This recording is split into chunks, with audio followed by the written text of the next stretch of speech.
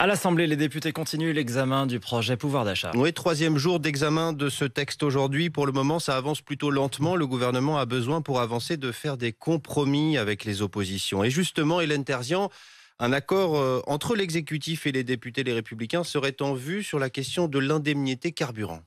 Entre Elisabeth Borne et Olivier Marleix, le chef de file des députés LR, les discussions sont toujours en cours, nous dit Matignon. Plusieurs options sont sur la table. Parmi elles, l'idée de prolonger la ristourne de 18 centimes par litre de carburant, même de l'augmenter. Dans la version initiale du texte, cette ristourne est censée disparaître progressivement. En contrepartie, l'indemnité carburant pour les travailleurs pourrait disparaître ou prendre une autre forme.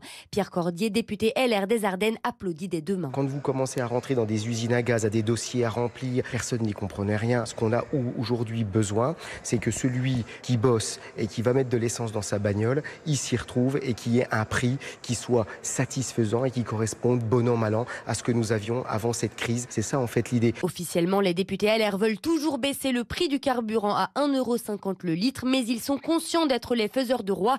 Hier, la majorité disait que nos propositions coûtaient trop cher, dit l'un d'eux. Aujourd'hui, on est sur le point d'aboutir parce qu'ils ont besoin de nous. Ce serait en tout cas le premier vrai compromis tant convoité par la majorité.